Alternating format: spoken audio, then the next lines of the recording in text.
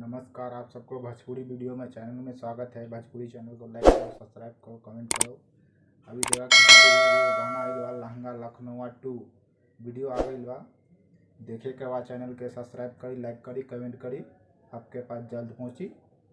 अच्छा लगी तो कमेंट करिए। जय राम।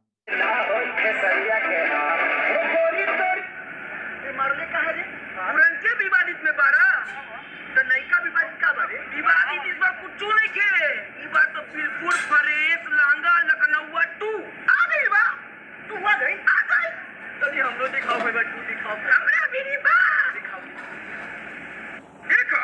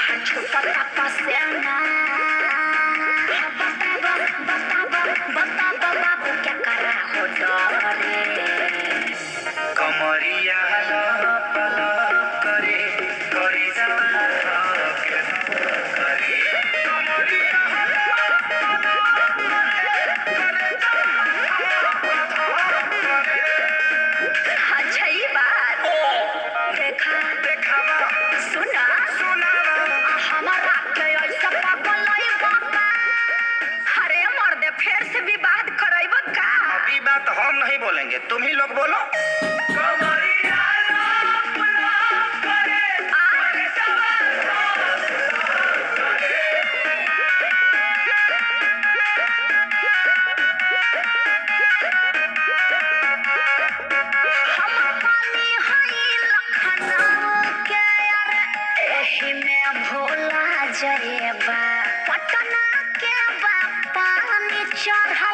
देखिए के जोड़ा जइबा भाले भोला रह पड़े अच्छा चाहे जोड़ा रह पड़े अतहरे फेरा में मुनी कहे ना बुढ़ाए पड़े हवे हसे पागल हवे नहीं करी दे वाला कोई सब पागल हवे। अरे तू लोग काहे बेचैन बड़ो?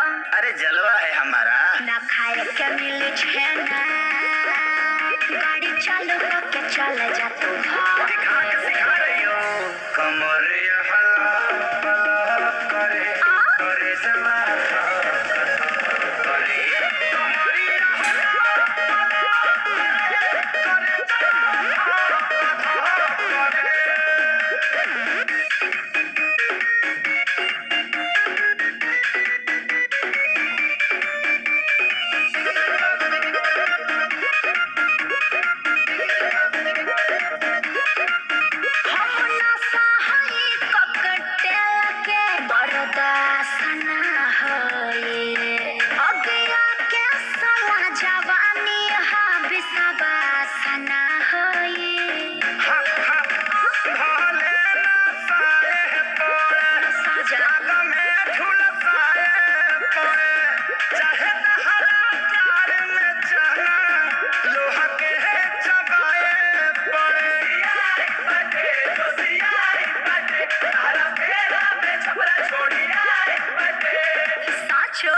झूठ हो। फ्रूटी पी के लीवर में फीवर हो गई। काहे हाकला रबेना भइलो अखिलेश खेसारी मरे हाँ तो विवेक जी से रजनीगंधा मंगा के फाँक लीजिए।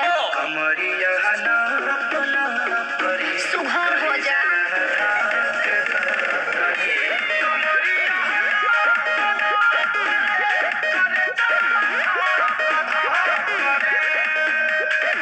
हमरो के अपना भीतर में क्वारंटाइन को लो। तो हम क्वारंटाइन सेंटर है का?